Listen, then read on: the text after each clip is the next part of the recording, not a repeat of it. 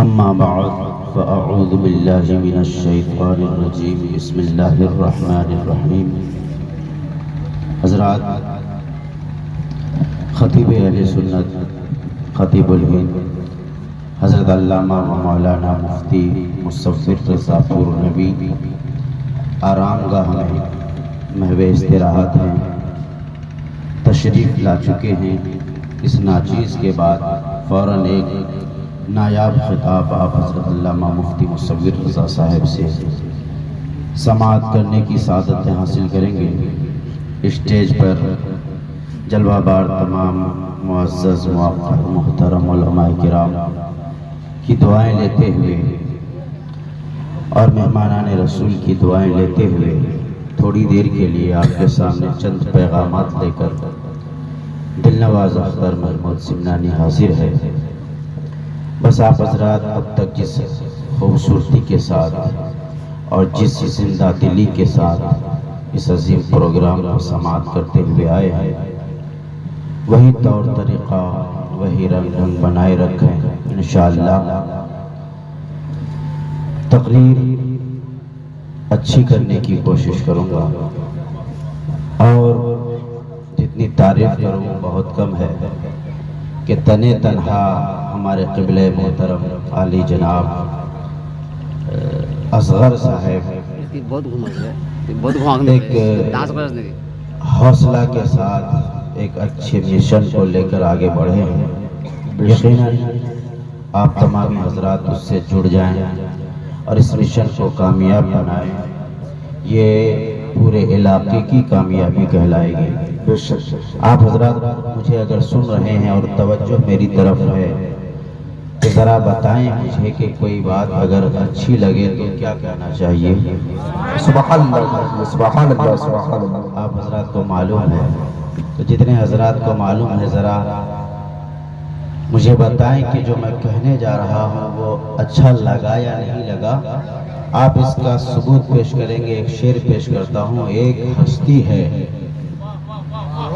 ایک ہستی ہے جو شان ہے میری۔ سبحان اللہ واہ واہ سبحان اللہ۔ ایک ہستی ہے جو شان ہے میری، وہ کوئی اور نہیں امی جان ہے میری۔ سبحان اللہ، کیا بات ہے، سبحان اللہ سبحان اللہ، بہت کوئی اور نہیں امی جان ہے میری۔ یہ شاعر اہل سنت مولانا غفران رضا صاحب حاجی صاحب قبلہ اپنی نوازشات سے کرم فرمائی کر رہے ہیں، ان کی دعائیں لے رہا ہوں اور دعائیں دے بھی رہا ہوں کہ پروردگار ایسے زندہ دل انسان کو لمبی عمر عطا فرمائے۔ آمین آمین یا رب۔ میں خوب جانتا ہوں کہ آپ دینی خدمات اور دینی کاموں کے لیے بہت ہی سرگرم رہتے ہیں۔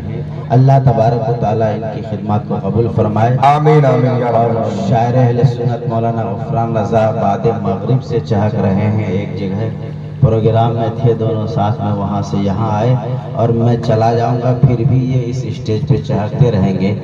اللہ نے وہ طاقت، توانائی اور وہ حسن انداز عطا کیا ہے۔ سبحان اللہ واہ واہ واہ دعا سبحان کرتا اللہ۔ ہوں پروردگار ہمارے سیمانچل کے اس عظیم ستارے کی روشنی کو اور بڑھائے۔ ایک ہستی ہے جو شان ہے میری، وہ کوئی اور نہیں امی جان ہے میری۔ واہ سبحان اللہ سبحان اللہ، بہت امی جان ہے میری۔ اے عاشقان شہ انبیاء درود پڑھو، درود پڑھنے سے چہرے پہ نور ہوتا ہے۔ سبحان اللہ واہ واہ واہ سبحان اللہ۔ اللہم صلی علی سیدنا شفیعنا و حبیبنا و مولانا محمد بارک وسلم علیہ وسلم صلی اللہ تعالی علیہ وسلم۔ حضرات، اگر آپ کو فکری بیداری پیدا کرنی ہو، اخلاقی بیداری پیدا کرنی ہو، سماجی بیداری پیدا کرنی ہو، سیاسی بیداری پیدا کرنی ہو تو کچھ اور نہیں، صرف علمی بیداری کانفرنس منعقد کر لیں۔ بے شک سبحان اللہ واہ۔ اگر میری بات آپ کے پلے پڑ رہی ہے تو کہیں زور سے سبحان اللہ۔ سبحان اللہ سبحان یقینا اللہ۔ علمی بیداری سماجی بیداری ہے. کہیں سبحان اللہ. سبحان اللہ سبحان اللہ. جس سماج میں علمی بیداری نہیں ہوتی وہ سماج مردہ سماج کہلاتا ہے. یقیناً آپ کو اگر سیاسی بیداری چاہیے تو علمی بیداری پیدا کیجیے، اخلاقی بیداری چاہیے تو علمی بیداری پیدا کیجیے، ایمانی بیداری چاہیے تو علمی بیداری پیدا کیجیے. مبارکباد کے لائق ہے چریا کے تمام باشندگان جنہوں نے مل جل کر علمی بیداری کانفرنس منعقد کرنے کی سعادت حاصل کی اور آپ سب کو بیدار کرنے کی بھرپور کوشش کر رہے ہیں. حضرات، میں ایک حدیث پاک کا مفہوم آپ کی سماعتوں کے حوالے کروں. آقا صلی اللہ تعالی علیہ وسلم ارشاد فرماتے ہیں کہ تمام مومن ایک جسم کی طرح ہیں. کہیں سبحان اللہ. سبحان اللہ سبحان اللہ سبحان اللہ. جس طرح سے پورا جسم، ہاتھ، پیر، سر، کمر، دھر، سینہ، بازو، چھاتی سب کا مجموعہ ایک جسم کہلاتا ہے، ویسے ہی سارے انسان بہار کے ہوں، بنگال کے ہوں، ہندوستان کے ہوں، پاکستان کے ہوں، کہیں کے بھی رہنے والے ہوں، کالے ہوں، گورے ہوں، سب کے سب ایک جسم کی طرح ہیں. کہیں سبحان سبحان اللہ سبحان اللہ سبحان اللہ. دائیں ہاتھ میں کانٹا چبھتا ہے، بایاں ہاتھ بے قرار ہو جاتا ہے، آنکھیں اشک بہانے لگتی ہیں اور زبان اف اف کی صدائیں بلند کرنے لگتی ہیں. بس ویسے ہی ایک انسان اگر بیمار ہو تو اس محلے کے تمام زندہ دل لوگوں کو نیند نہیں آنی چاہیے. ایک انسان اگر کسی مصیبت میں گرفتار ہو تو اس علاقے کے سارے لوگوں کو اس انسان کی مصیبت کو اپنی مصیبت تصور کر کے اس کے دفاع کی بھرپور کوشش کرنی چاہیے. میرے دوستو، یہ تو مفہوم ہوا اس حدیث پاک کا، لیکن میرے آقا صلی اللہ تعالی علیہ وسلم کی حدیثیں بڑی معنویت کی حامل ہوتی ہیں. کچھ تو آقا خود ارشاد فرما دیتے ہیں اور کچھ اپنے غلاموں جانثاروں کے حسن ذوق پہ چھوڑ دیتے ہیں. کہیں سبحان اللہ. حضرات، اب اس حدیث پاک کا ایک مفہوم دل نواز اختر یوں بھی پیش کرنے کی سعادت حاصل کرتا ہے کہ اگر کوئی بڑا کام کرنا ہو تو پورے جسم کا اتحاد ضروری ہوتا ہے. سبحان اللہ سبحان اللہ. بایاں ہاتھ پانی کا گلاس ہونٹوں کے قریب لے جانا چاہے اور بایاں ہاتھ اختلاف کر جائے تو دائیں ہاتھ کی مجال نہیں کہ وہ پانی پی کر سیراب ہو جائے. میں دل نواز اکثر اس اسٹیج پہ بیٹھ کر تقریر کرنا چاہوں، میرا دماغ چاہے کہ میں تقریر کروں اور میری زبان اس سے مخالفت کر جائے تو میں یہاں بیٹھا رہ سکتا ہوں لیکن تقریر نہیں کر سکتا. میرا ہاتھ چاہے کہ میں کچھ تحریر کروں لیکن میرے پیر اچھلنے کودنے پہ مجھے مجبور کر دیں تو پھر میں کبھی لکھ نہیں سکتا. میرے دوستو، آپ کوئی سا بھی بڑا کام کرنا چاہیں، آپ کے سارے سماج کا اس میں اتحاد ضروری ہوتا ہے. میں آپ کو پیغام دینا چاہوں گا، ہمارے قبلہ محترم جناب اصغر صاحب نے ایک علمی مشن لے کر قدم بڑھایا ہے. اگر آپ سب لوگوں کا اس میں ساتھ نہیں ہوگا تو یہ ہرگز کامیاب نہیں ہو سکتے. یقیناً جب آپ اپنے بازو اور اپنے تن من دھن کے ساتھ ان کے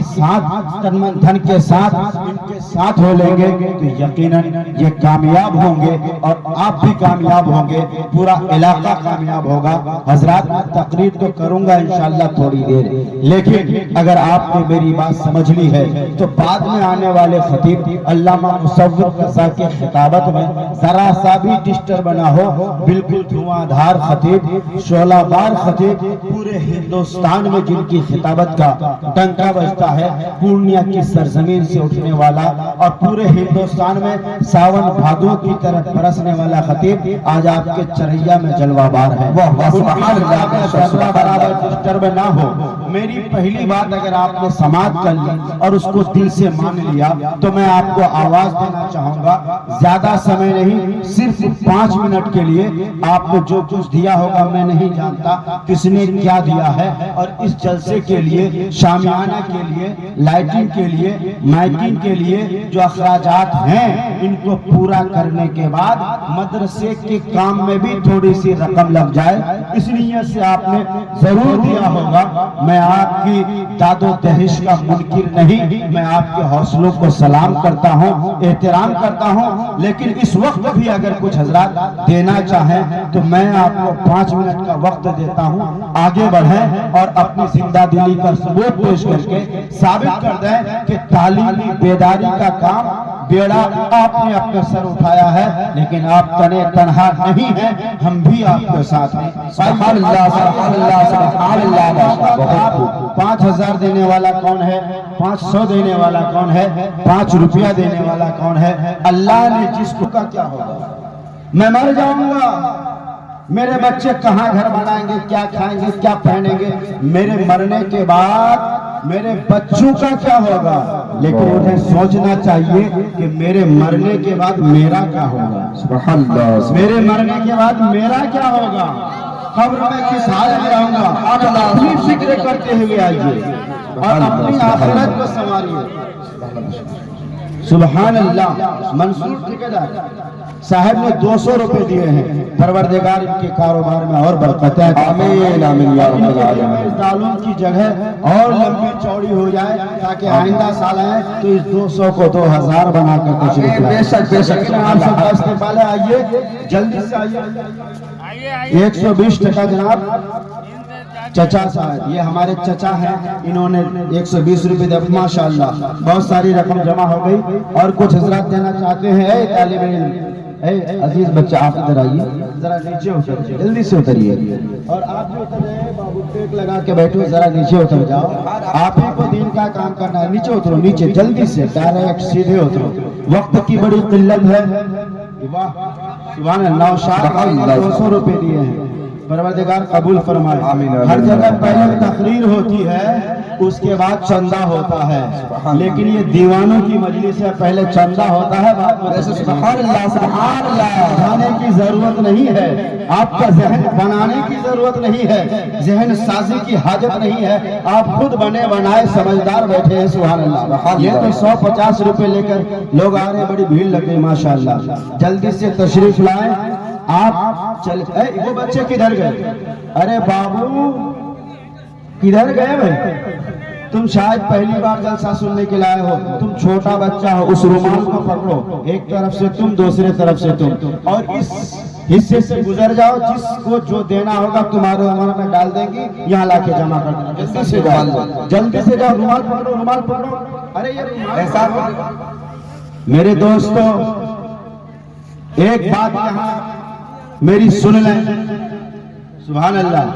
انہوں نے 100 روپے دیا ہے، سبحان اللہ سبحان اللہ، اور 20 روپے لے کر آئے ہیں۔ آئیے، میں اپنے لیے نہیں مانگ رہا ہوں، مدرسے کے بچے۔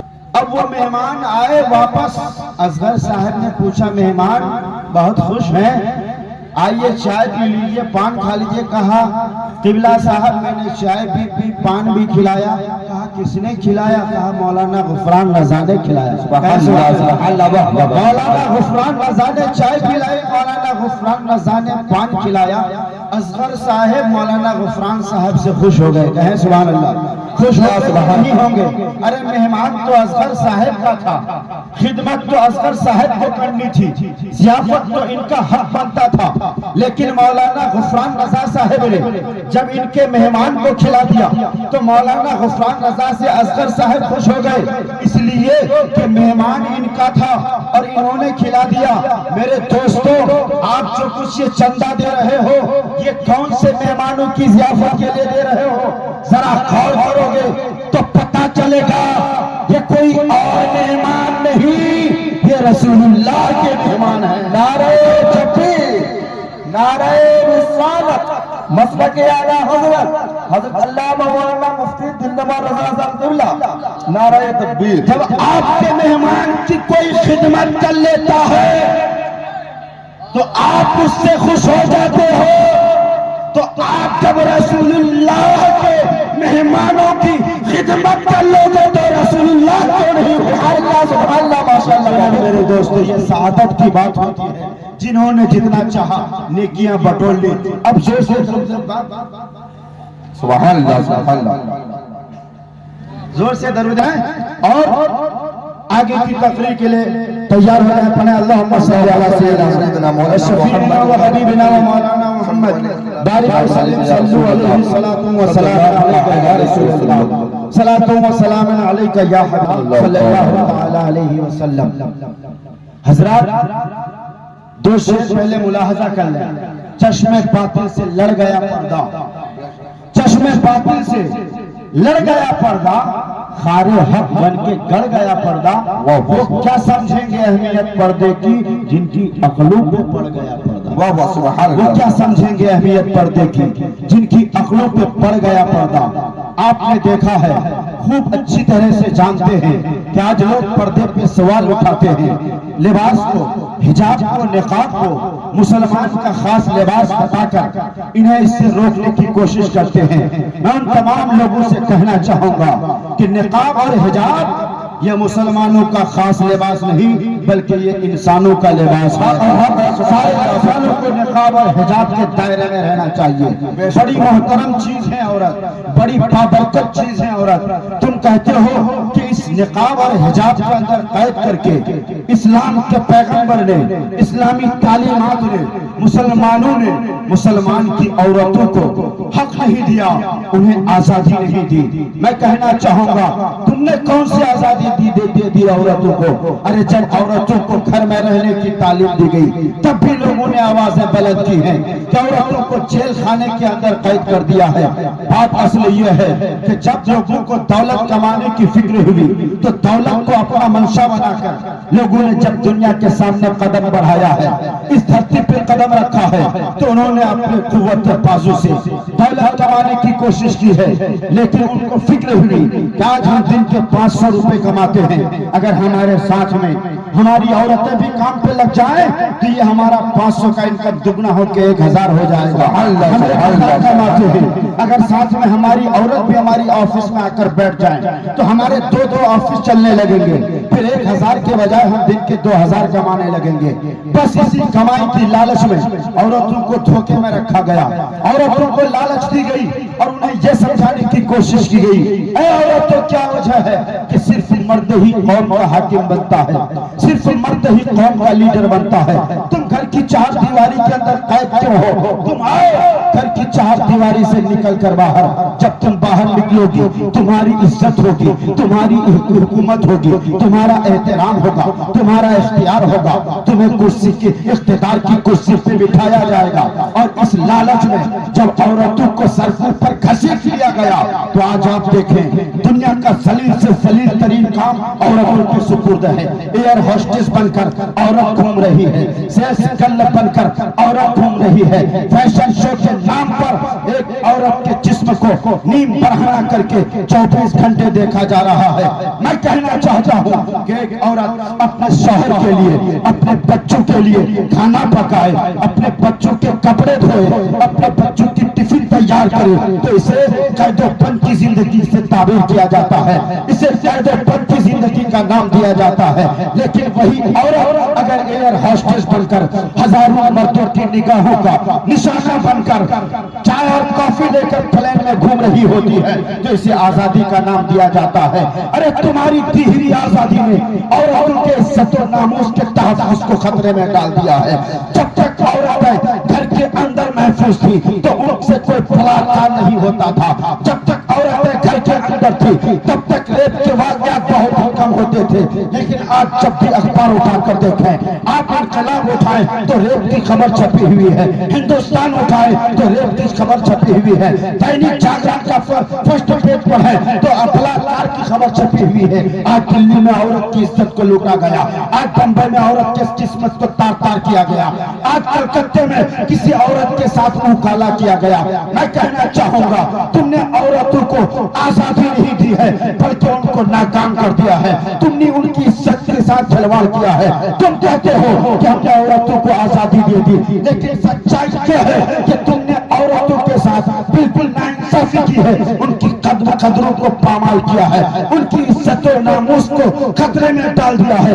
لوگ کہتے ہیں کہ اسلام نے عورتوں کو تحفظ نہیں دیا، اسلام نے عورتوں کو حقوق نہیں دیے، اسلام نے عورتوں کو عزت نہیں دی۔ میں کہنا چاہوں گا تمہارے مطالعے میں کمی ہے، تمہارے نالج میں کمی ہے، تمہاری جانکاری میں کمی ہے۔ ہسٹری کا مطالعہ کرو، تاریخ کی اوراق گردانی کرو۔ جب تم تاریخ کے اوراق پلٹو گے تو تمہیں پتا چلے گا عرب کی وہ سرزمین تھی جہاں بچی دھرتی پہ قدم رکھتے ہی قبر کھود کو دفنا دی جاتی تھی۔ عورت کتنی ذلیل تھی کہ ہندوستان میں اگر کسی عورت کا شوہر انتقال کر دیا جائے تو عورت کے چتا پہ لٹا کر زندہ کر دیا جاتا تھا۔ میں کہتا ہوں جب تم تاریخ کا مطالعہ کرو گے تو تمہیں پتا چلے گا کہ اسلام سے پہلے کا نعرہ تھا عورت لعنت کا نام ہے، عورت تباہی کا نام ہے، عورت بربادی کا نام ہے، عورت ناکامی کا نام ہے، عورت نحوست کا نام ہے۔ لیکن جب ربیع الاول کی 12ویں تاریخ کو عبداللہ کا لخت جگر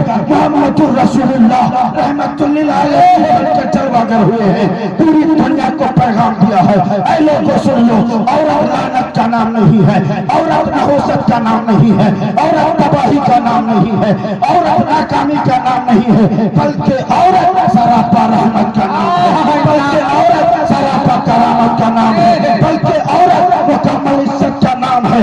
اور میرے آقا نے دنیا کو پیغام دیا اے لوگوں سن لو، عورت اگر بیٹی بن کر باپ کی گود میں کھیل رہی ہے یہ عورت رحمت ہے، یہ عورت اگر بہن بن کر بھائی کے دوست بدوش چل رہی ہے تو بھائی کی عزت افزائی ہو رہی ہے۔ یہی عورت اگر بیوی بن کر شوہر کی تحلیل پہ قدم رکھتی ہے یہ اپنے شوہر کے لیے رحمت ہے۔ اور یہی عورت جب ماں بن کر بچے کو جنم دیتی ہے تو اپنے بچوں کے لیے ذریعے جنت بن جاتی ہے۔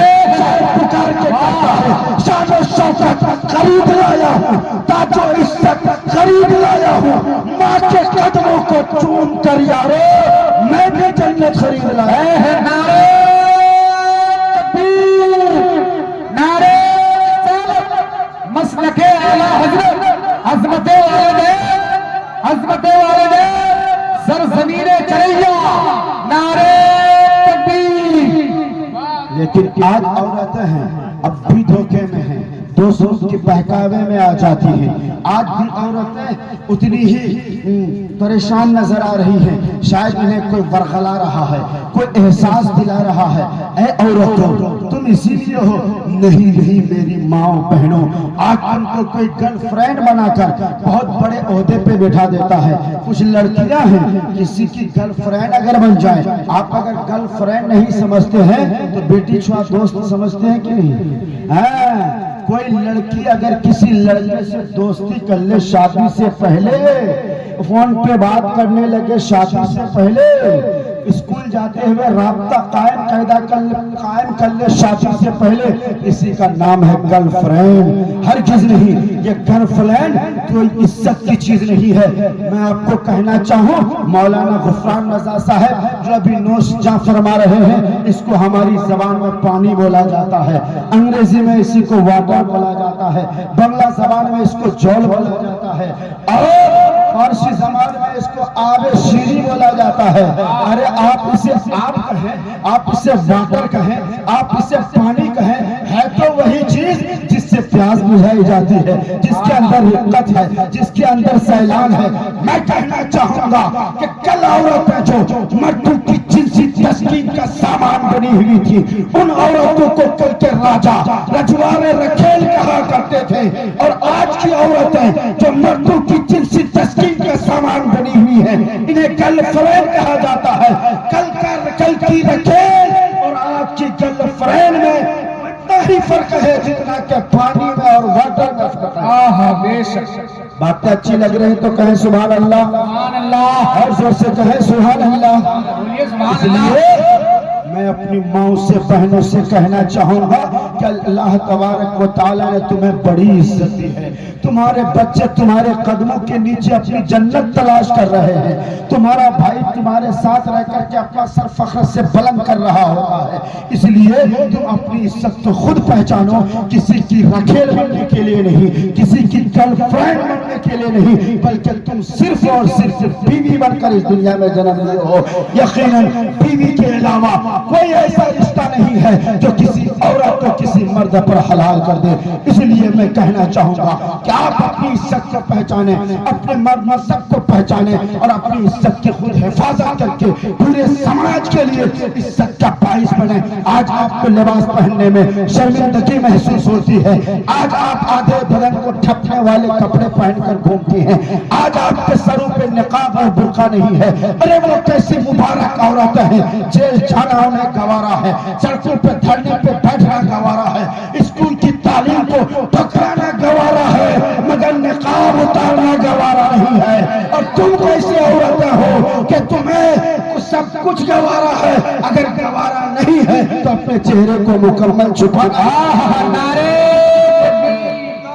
نعرے رسالت, مسلک اعلیٰ حضرت, مسلک اعلیٰ حضرت, نعرے تکبیر.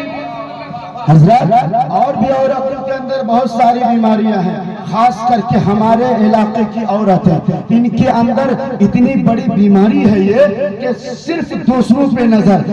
ارے ایک شادی میں جاتی ہے, ایک نئی ساڑی پہن کے گئی, اب دوسری شادی کے لیے پہلی ساڑی چھوٹ. یہ پہلی ساڑی ایسا ہے جیسے جل کر راکھ ہو گئی, پیٹی میں پڑی ہوئی ہے, لیکن لگتا ہے کہ لت پت گندگی سے ملوث ہے. اب اس کو ہاتھ لگانا اس کے لیے شان کے خلاف ہے. دوسری شادی میں جائیں گی, دوسری نئی ساڑی مجھے چاہیے.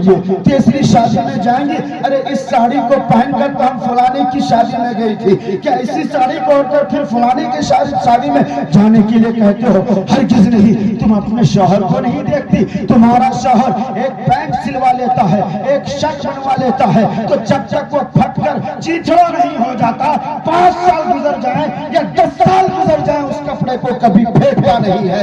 یقیناً تم تو اپنی پیٹیوں میں, اپنے باکسوں میں ساڑیوں کی 25 ساڑیوں کی گڈی بنائے رکھی ہو. اسی کو کہتے ہیں فضول خرچی, اسی کو کہتے ہیں اسراف. اور ان المبذرین کانوا اخوان الشیاطین, بے شک فضول خرچی کرنے والے شیطان کے بھائی ہیں.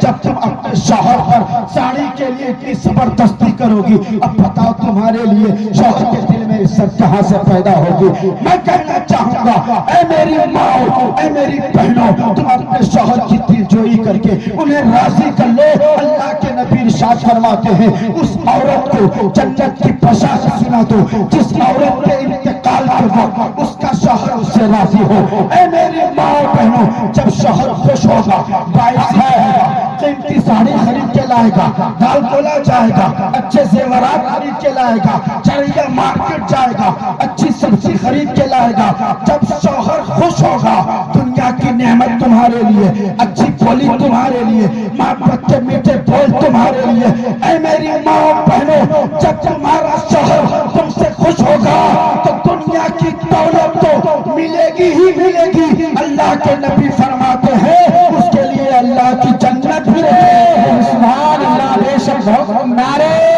تکبیر, پورا مجمع پوری ایمانداری کے ساتھ جواب دے. نعرے تکبیر, نعرے رسالت, مسلک اعلیٰ حضرت, سرزمین چریا, یہاں کا جنتی مسلمان. نعرے تکبیر, نعرے رسالت. بہت.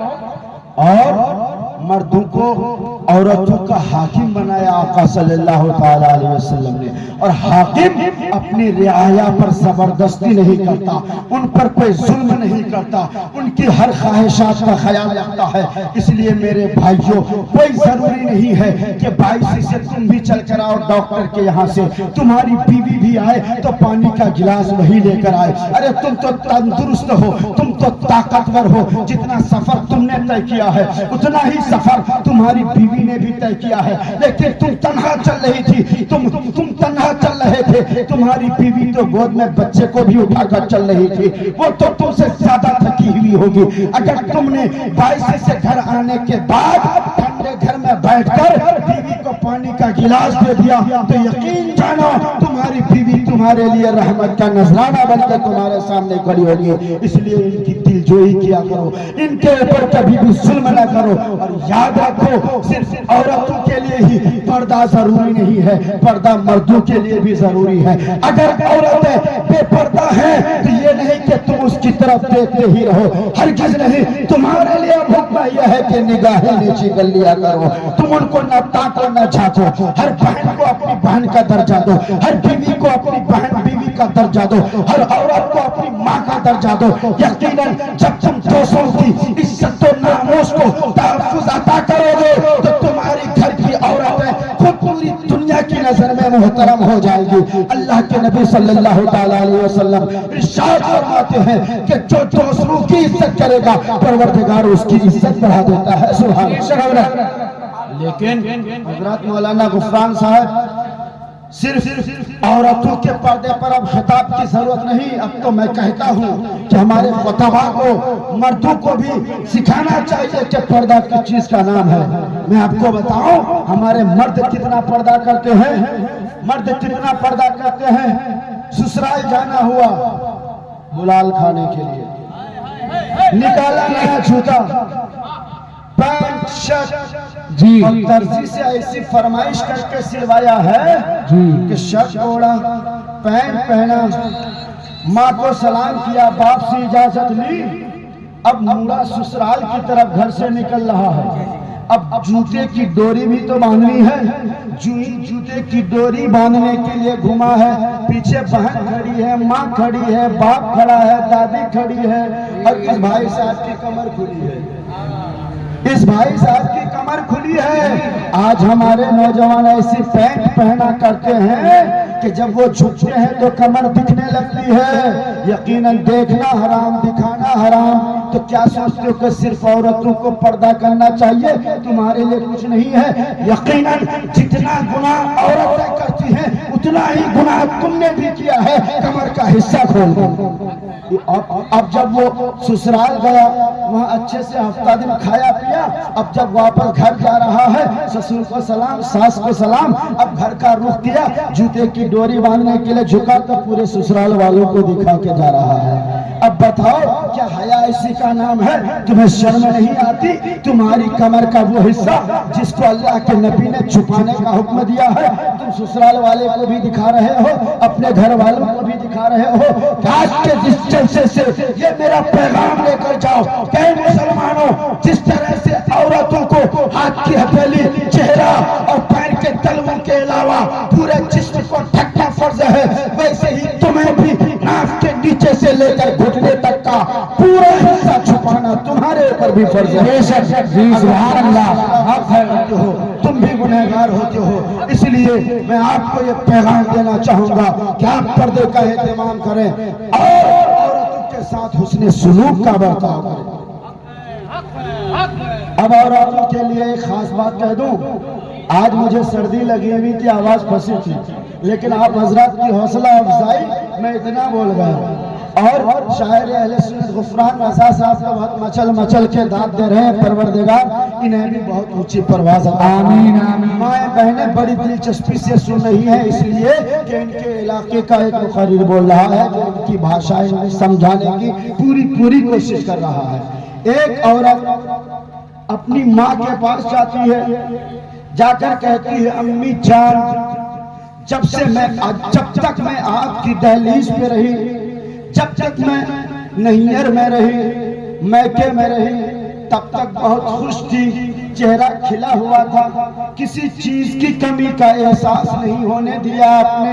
لیکن امی جان, جب سے میں سسرال پہنچی ہوں آپ کے داماد نے کبھی میٹھی بات ہی نہیں کی, کبھی محبت بھری نگاہوں سے مجھے دیکھا ہی نہیں, مسکرا کر بات کرنا تو انہیں آتا ہی نہیں. اب میں نے سنا ہے کہ ہمارے گاؤں کی مسجد میں جو امام صاحب رہتے ہیں وہ ایک تعویذ دیتے ہیں جس سے شوہر محبت کرنے لگتا ہے. امی جان, میں آج آپ کے پاس اس لیے آئی ہوں کہ مولانا صاحب سے وہ تعویذ لا کر دے دیجئے. ماں بڑی چالاک تھی, ہوشیار تھی, سمجھدار تھی. ایک آنکھ والی ماں نہیں تھی، دو آنکھوں والی ماں تھی.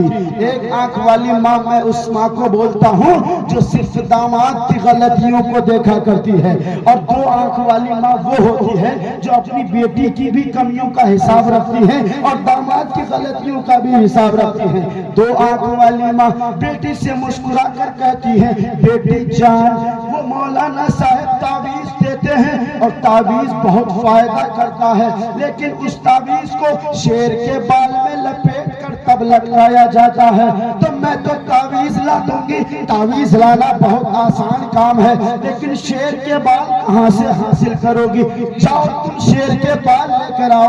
بیٹی بہت پریشان ہو کر گھر پہنچتی ہے، فکر میں راتیں گزر رہی ہیں. اچانک ایک سہیلی سے ملاقات ہوتی ہے، اپنی سہیلی سے پورا ماجرا کہہ سناتی ہے. سہیلی کا مشورہ ہوتا ہے اے میری سہیلی سنو، فلاں جنگل میں شیر رہتا ہے.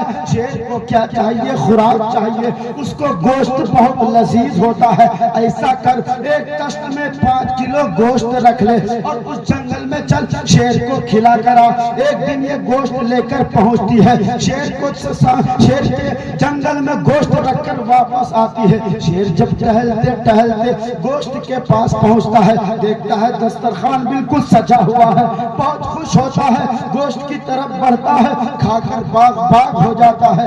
دوسرا دن بھی جب شیر اس جگہ پہ پہنچتا ہے، دیکھتا ہے کہ تشت گوشت سے بھرا ہوا ہے. تیسرا دن بھی وہی معاملہ ہے. کچھ دنوں کے بعد اب یہ دونوں سہیلیاں تھوڑی سی ہمت پیدا کر کے شیر کو دکھا کر گوشت رکھنے لگتی ہے. اب شیر ادھر سے دھیرے دھیرے آنے والا ہے اور یہ گوشت رکھ کر کھڑی ہے. جب شیر قریب آنے لگتا ہے یہ دونوں جلدی سے بھاگ جاتی ہے، کیونکہ جان کی بھی فکر ہے. کچھ دنوں کے بعد اب ایسا معاملہ ہوتا ہے کہ شیر کو گوشت کی لت لگ جاتی ہے، گوشت کھانے کا عادی ہو جاتا ہے. اب یہ دونوں سہیلیاں ہمت پیدا کر کے بڑے حوصلے کے ساتھ گوشت کا تشت رکھ کر وہیں کھڑی رہتی ہے. شیر آتا ہے، اپنی عادت کے مطابق گوشت کھاتا ہے، مسکرا کر دعائیں دے کے چلا جاتا ہے. پھر دوسرا دن ایسا ہوتا ہے کہ شیر گوشت کھا رہا ہوتا ہے. یہ دونوں سہیلیاں شیر کے دسترخوان میں بیٹھی ہوئی رہتی ہیں، اس کی پیٹھ پہ ہاتھ پھیرتی ہیں. کھا جا شیر کھا جا، گوشت کھا جا، پیٹ بھر کے کھا لے، میں نے تیرے ہی لیے رکھا ہے، کھا لے، بڑی محنت سے لائی ہوں، کھا لے، میں تو تیرے ہی لیے لا رہی ہوں، کھا لے. اب گوشت کو شیر کو گوشت کھلا رہی ہے، پیٹھ پہ ہاتھ پھیر رہی ہے، ہوشیاری سے 2-4 بال کھینچ لیتی ہے. شیر کو احساس بھی نہیں ہوتا ہے. اب یہ بال لے کر خوش گھر پہنچتی ہے. امی سے کہتی ہے امی جان میں نے شیر کے بال حاصل کر لیے ہیں، اب تعویذ لا کر دیجئے، میں اس کو شیر کے بال میں لپیٹ کر اپنے گلے میں پہنوں گی. آپ کا داماد میرا گرویدہ ہو جائے گا، آپ کا داماد مجھ سے محبت کرنے لگے گا. ماں کہتی ہے بیٹی بیٹھ جا، شانتی سے میری بات سن. اچھا یہ بتا کہ شیر نے تجھ پر حملہ کیوں نہیں کیا؟ شیر تجھ پر مہربان کیسے ہو گیا؟ بیٹی کہنے لگتی ہے امی جان میں جس شیر کو گوشت کھلا رہی تھی وہ شیر میرے ساتھ دشمنی کیسے کر سکتا تھا؟ وہ شیر مجھ پہ حملہ کیسے کر سکتا تھا؟ اور ماں کہتی ہے بیٹی یہ تو شیر درندوں کی ذات میں سے تھا، میرا داماد درندوں کے خاندان کا نہیں بلکہ اچھے پڑھے لکھے سماج سے چن کر داماد منتخب کیا تھا. ایک درندے کی خدمت کر کے تو اس کو اپنے اوپر مہربان کر سکتی ہے تو چاہ شیر کی خدمت کر، داماد خود بخود محبت کر لے. سبحان اللہ. نعرہ تکبیر، نعرہ رسالت، مسلک اعلیٰ حضرت، مسلک اعلیٰ حضرت، نعرہ تکبیر. پتا کیا چلا؟ آپ کو ایک جملہ دے دوں، جو عورت سسرال پہنچنے کے بعد میکے سے ٹیوشن لیتی رہتی ہے اس عورت کو طلاق کی ڈگری بہت جلدی مل جاتی ہے. اس لیے اے بہنوں جب تمہیں تمہارا باپ سسرال روانہ کر دے تو کبھی بھی مڑ کر میکے کی طرف نہ دیکھنا. روکھا ملے سوکھا ملے جیسا ملے اسی پہ قناعت کر کے اپنی زندگی گزار لینا. فاطمہ زہرا کی زندگی کو نگاہوں کے سامنے رکھا، یقیناً تمہیں کبھی اپنی زندگی سے شکوہ اور گلہ نہیں ہو سکتا۔ میرے دوستو، میں اب انہی الفاظ کے ساتھ چاہتا ہوں کہ اپنی گفتگو ختم کروں، چونکہ وقت ہو چکا ہے، رات بھی کافی ہو چکی ہے، باتیں تو بہت ساری تھی، اگر حیات باقی رہی اور آپ نے پھر کبھی بولنے کا موقع دیا تو انشاءاللہ یہاں سے آگے کچھ بولنے کی کوشش کروں گا۔ وآخر دعوانا ان الحمدللہ رب العالمین۔ السلام علیکم ورحمۃ اللہ وبرکاتہ۔ آپ بیٹھے رہیں، مجھ سے بھی بہت بڑے